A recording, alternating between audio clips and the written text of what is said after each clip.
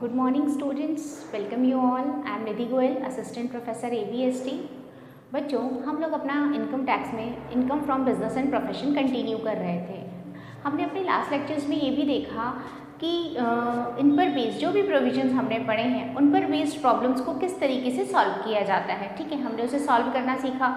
इसमें हमने P&L account से जो भी हमारी टैक्सेबल इनकम थी उसकी कैलकुलेशन की। हमने उसके डेबिट साइड में देखा कौन कौन से आइटम्स हैं जो कि डिसअलाउ होंगे, है ना। देन उसके बाद हमने उसके क्रेडिट साइड पे देखा ऐसी कौन सी इनकम्स हैं जो कि हमारे हेड की नहीं थी, उन्हें हमने लेस कर दिया। फिर नीचे जो एडिशनल इन्फॉर्मेशन थी उसके रिगार्डिंग हमने देखा कि क्या कोई साइंटिफिक रिसर्च एक्सपेंसेस हैं जिस पर एडिशनल हमें वेटेड डिडक्शन देनी है या फिर कोई एडिशनल डेप्रिसिएशन है एंड सो ऑन। फिर उसके बाद हमने एक क्वेश्चन और किया जिसमें हमने ट्रेडिंग एंड P&L दोनों थे, उन दोनों से हमने क्वेश्चन अपना स्टार्ट किया था। ठीक है, और आखिरी में हम वापस अपना जो भी अलाउड और डिसअलाउड थे एक्सपेंसेस उसके थ्रू लास्ट में टैक्सेबल इनकम पर आए थे।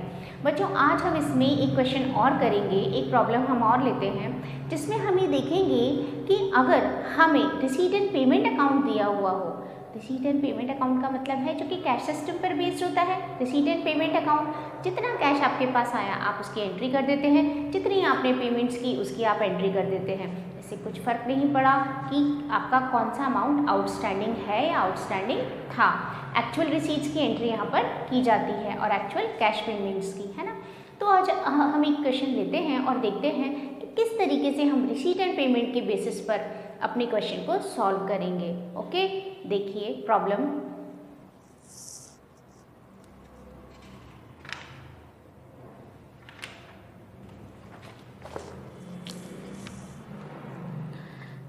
Shri Ram Manohar is a registered medical practitioner. ठीक है, एक रजिस्टर्ड मेडिकल प्रैक्टिशनर हैं। He keeps his books on cash basis and his summarised cash account for the year ended is as under. और इनका जो कैश अकाउंट है वो इस तरीके से है।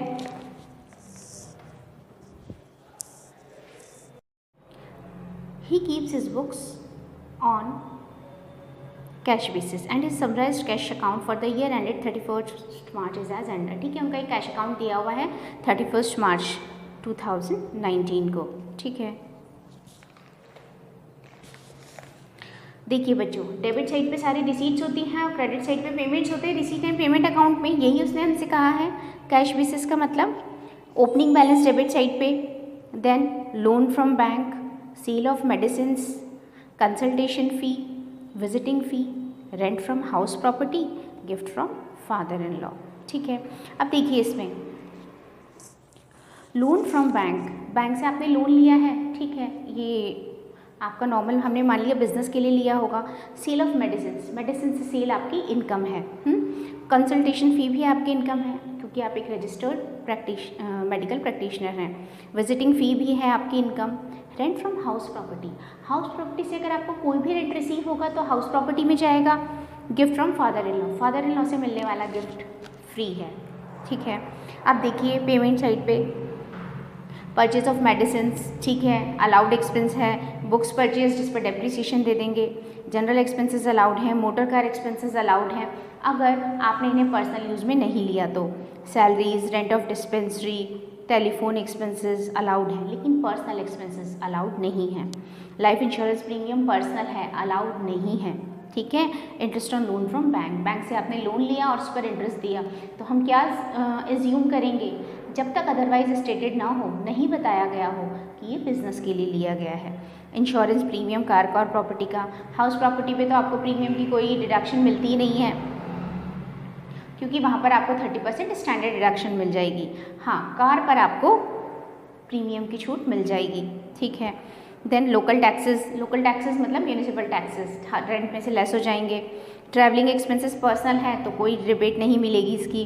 चैरिटी, चैरिटी अलाउड एक्सपेंडिचर नहीं है। ओके, फिर इसके नीचे एडिशनल इन्फॉर्मेशन में compute is taxable income from various heads for the assessment year 1920 taking into account the following further information।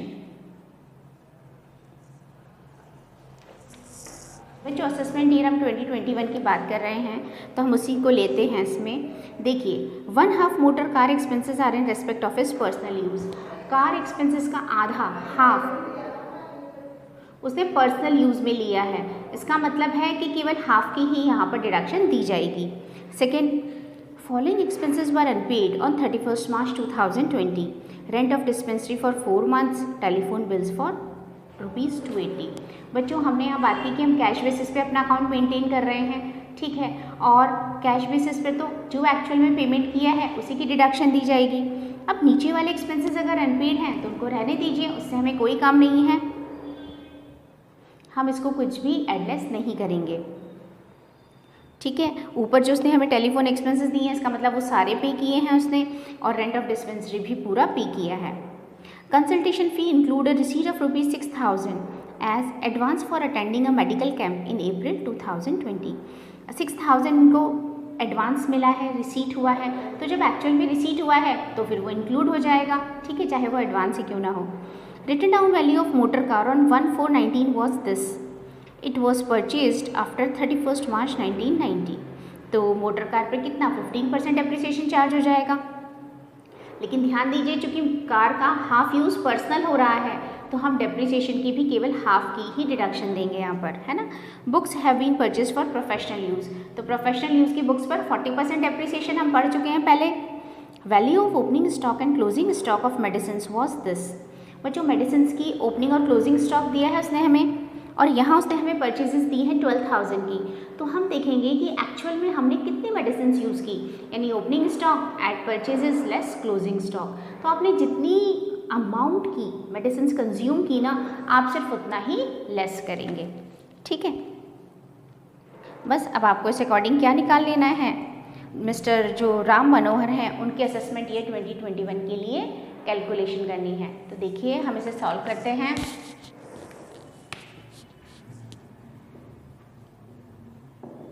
Of taxable income, computation of taxable income of mister, जो भी इनका नाम है राम मनोहर, है ना,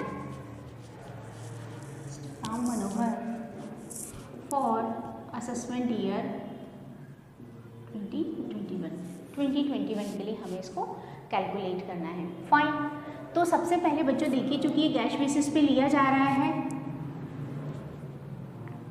ना, तो सबसे पहले मैं क्या करूं, सबसे पहले हम इसकी हाउस प्रॉपर्टी, सैलरी हेड की कोई इनकम है ही नहीं, सबसे पहले हम हाउस प्रॉपर्टी लेते हैं, ठीक है। तो इनकम फ्रॉम हाउस प्रॉपर्टी,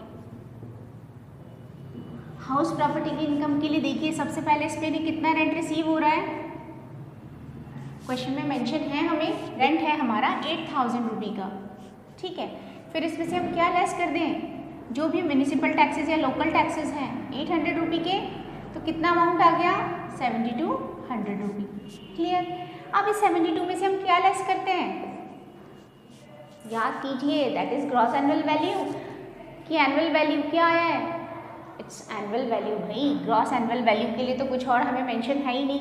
अब इस एनुअल वैल्यू में हम लेस कर दें 30% SD, यानी 30% इसका स्टैंडर्ड डिडक्शन लेस हो जाएगा, 30% इस पर स्टैंडर्ड डिडक्शन होगा, और उसके अलावा कोई इंटरेस्ट लोन नथिंग, कुछ भी नहीं है। तो बस आप इसका जो भी 30% आता है, 30% standard deduction of annual value, है ना, इसका एनुअल वैल्यू का 30% लेस कर दीजिए, देखिए कितना आ रहा है, दैट इज 2160,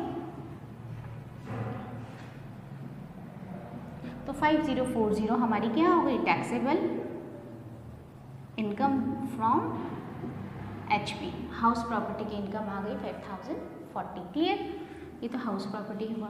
देन उसके बाद मेडिकल प्रैक्टिशनर हैं तो उस बिहाफ पर इनकी इनकम कैलकुलेट कीजिए, वो किस में आएगी, प्रोफेशन में, है ना, टैक्सेबल इनकम फ्रॉम प्रोफेशन, ये प्रोफेशन है इनका। तो देखिए प्रोफेशन से इनकम कैसे कैलकुलेट की जाएगी, जो भी इनको कंसल्टेशन फ़ी मिल रही है या फिर सेल ऑफ मेडिसिन है, ठीक है, किसी भी तरह का कुछ भी जो भी रिसीट्स हो रही हैं प्रोफेशन से रिलेटेड, वो सब यहाँ पर आ जाएंगी। तो देखिए क्या क्या इसमें हमें मेंशन किया है, तो इनकम्स में सबसे पहले हमारा आ रहा है सेल ऑफ मेडिसिन, मेडिसिन की सेल हमें कितनी दी है 26,500, फाइन। देन उसके बाद कंसल्टेशन फ़ी ले लीजिए, कितना अमाउंट दिया है कंसल्टेशन फ़ी का, दैट इज़ 16,000। और एक विजिटिंग फ़ी। ठीक है, कहाँ देखा आपने ये सब? रिसीट्स में चेक किया। देखिए विजिटिंग फ़ी कितनी है इसकी? 9000 इनकी विजिटिंग फ़ी है। तो यानी कि इनकी ग्रॉस रिसीट्स कितनी हो गई? That is 51,500। अब इस 51,500 में से हम क्या लेस कर दें? Allowed expenses. ठीक है, कौन कौन से एक्सपेंसेस है जिसकी छूट इनको मिलनी चाहिए? तो अब आप देख लीजिए किस किस की। सबसे पहले तो परचेज ऑफ मेडिसिन। बच्चों इसकी जगह परचेज ऑफ मेडिसिन की जगह मैं इसे क्या लिख दूँ? Cost of medicine sold. Just because purchase से हमारा काम नहीं चलने वाला है, हमारे पास ओपनिंग और क्लोजिंग स्टॉक भी था, हमें उसको भी इंक्लूड करना पड़ेगा। यानी opening stock at purchases less closing stock. तो देखिए यहाँ आपका मेडिसिन का ओपनिंग स्टॉक कितना है, मैं यहीं पे लिख देती हूँ इसे 4800, प्लस आपने परचेजेस की हैं 12,000 की, है ना, और लेस कर दीजिए इसका क्लोजिंग स्टॉक 3200। अब आप देख लीजिए जो भी हमारा बैलेंस है 13,600, ये क्या हो गया? Cost of medicine sold. Then इसके बाद और क्या क्या एक्सपेंसेस हैं? हम इसका जो पेमेंट साइड है उससे स्टार्ट करते हैं। बुक्स पर हम डेप्रिसिएशन पीछे देंगे, लास्ट में दे देंगे। जनरल एक्सपेंसेस, कितने के जनरल एक्सपेंसेस हैं? That is 450।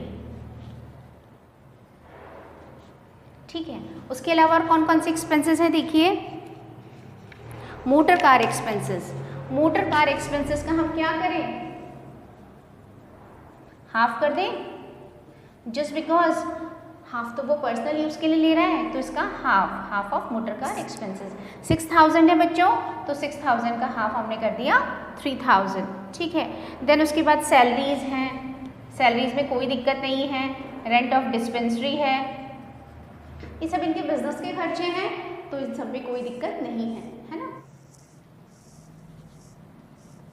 कितनी है हमारी सैलरीज? 1200। बच्चों इसको मैं यहाँ इस साइड कंटिन्यू कर रही हूँ, टोटल हमने नहीं मेंशन किया है इसका।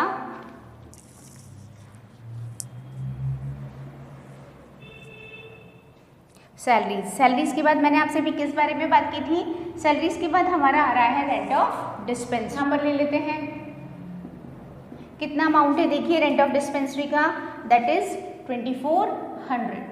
देन उसके बाद टेलीफोन एक्सपेंसेस। टेलीफोन एक्सपेंसेस कितने हैं हमारे? 500 के। ठीक है, इंटरेस्ट ऑन लोन 200।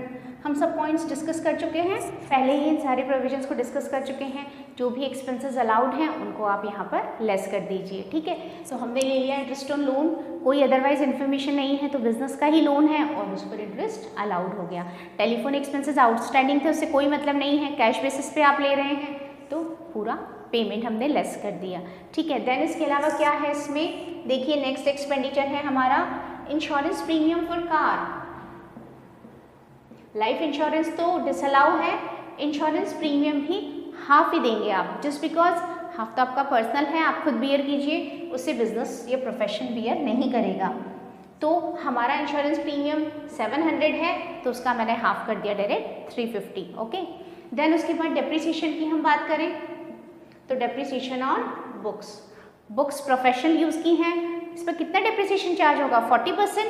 तो देख लीजिए कितनी बुक्स आपने परचेज की हैं, आपने परचेज की है 6000, तो 6000 का 40% 2400 हो गया। इसके अलावा डेप्रिसिएशन कार पर भी तो देंगे हम, तो डेप्रिसिएशन ऑन कार का रिटन डाउन वैल्यू हमें मेंशन है, कितना है? 21,200। ठीक है, तो 21,200 का कितना परसेंट है बच्चों डेप्रिसिएशन की रेट? इस पर 15% है, 90 के बाद इसने परचेज किया है इसे। लेकिन फिर वही बात है कि इसका हाफ तो आप अपने पर्सनल यूज़ के लिए ले रहे हैं ना, तो फिर आप क्या कर देंगे?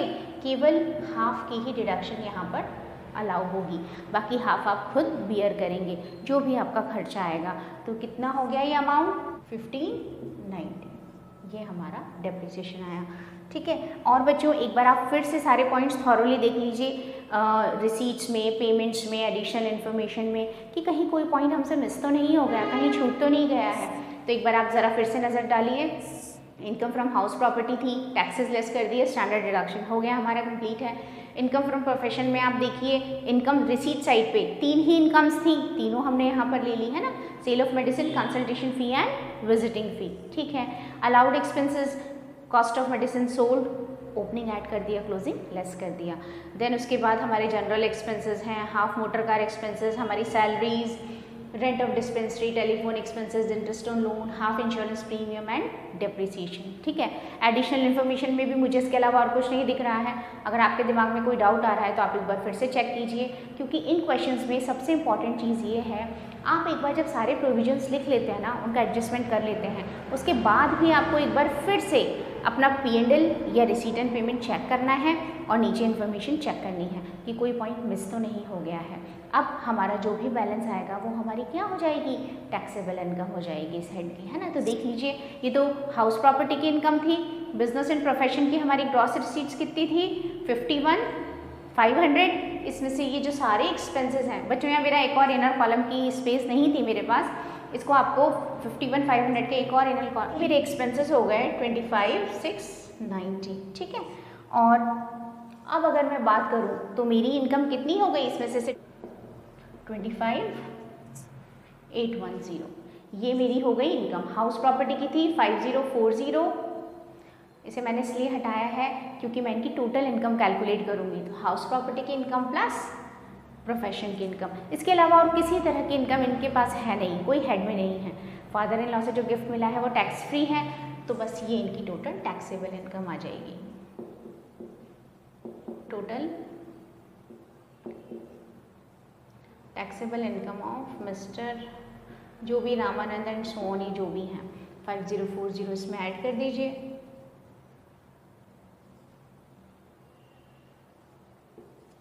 3850, ये टोटल टैक्सेबल इनकम हो गई। तो इस तरीके से अगर रिसीट एंड पेमेंट अकाउंट आपको दिया है तो एक्चुअली वो कैश बेसिस पे बना हुआ है, तो रिसीट एंड पेमेंट है, तो वहाँ पर क्या होगा, रिसीट साइड डेबिट पर होता है, तो आपको वहाँ से तो इनकम्स लेनी है, रिवर्स हो जाता है P&L का, और पेमेंट साइड हमारी क्रेडिट साइड पे होती है, तो वहाँ से आपको, मतलब क्रेडिट नहीं है वो, मैं साइड बता रही हूँ आपको, बिकॉज हमेशा हमारा डेबिट इधर और क्रेडिट इधर होता है ना। रिसीट एंड पेमेंट में रिसीट इधर और पेमेंट इधर उल्टा हो जाता है, तो फिर आपको जो एक्सपेंसेस अलाउड हैं आप उन्हें लेस कर दीजिए, जिस पर डिप्रिसिएशन देना है उस पर डिप्रिसिएशन दे दीजिए, पर्सनल है तो उसे हटा दीजिए और आपकी टोटल टैक्सेबल इनकम आ जाएगी, ठीक है। हाउस प्रॉपर्टी कैलकुलेट करना आप सीख चुके हैं, प्रोफेशन आप सीख चुके हैं, बस उसी से हमने इन्हें लिया है, ओके। इस तरीके से आपको इसे सॉल्व करना है, आप इसे कॉपी कर लें।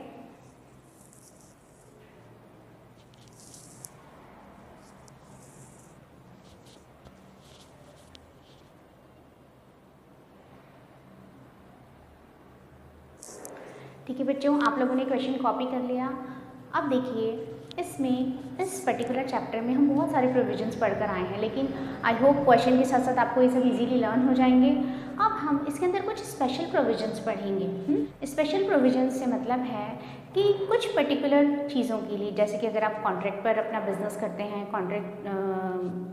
वर्क कॉन्ट्रैक्ट है आपका और उसके लिए आप पेमेंट्स करते हैं, ठीक है, या फिर एग्रीकल्चर से रिलेटेड है, आप रबर, टी, कॉफ़ी इनके प्रोडक्शन से रिलेटेड कोई भी इनकम आपकी होती है, तो फिर उसमें से कितना पार्ट आपका बिजनेस इनकम है और उस पर आपको किस तरह से टैक्स देना है, ठीक है, इस तरह से रिलेटेड, या फिर आप पर सेक्शन 44 AD एप्लीकेबल होती है, EE एप्लीकेबल होती है, तो ये सारे प्रोविजंस इनमें कुछ स्पेशल तरीके से कैलकुलेशंस की जाती हैं। आपको ऑप्शन होता है कि आप अपनी टोटल इनकम का कुछ फिक्स % ले लें और एक्चुअल ले लें, तो जो भी है हम इसे अब अपने नेक्स्ट लेक्चर में कंटिन्यू करेंगे और साथ ही इस पर बेस्ड प्रॉब्लम्स और करेंगे, जैसे कि आपको इसके फंडामेंटल्स और ज़्यादा क्लियर हो जाएं। मैं हर लेक्चर में आपसे कहती हूँ, आज फिर कह रही हूँ कि आप इसके प्रोविजंस बार बार स्टडी कीजिए। आपने अगर इसके प्रोविजंस स्टडी किए और इसके प्रैक्टिस कीजिए, जितने एग्जाम्पल्स हैं सारे थॉरोली प्रैक्टिस कीजिए, तो आपको ये चैप्टर बहुत ईजीली आ जाएगा, बहुत ईजी चैप्टर है, ठीक है बच्चों।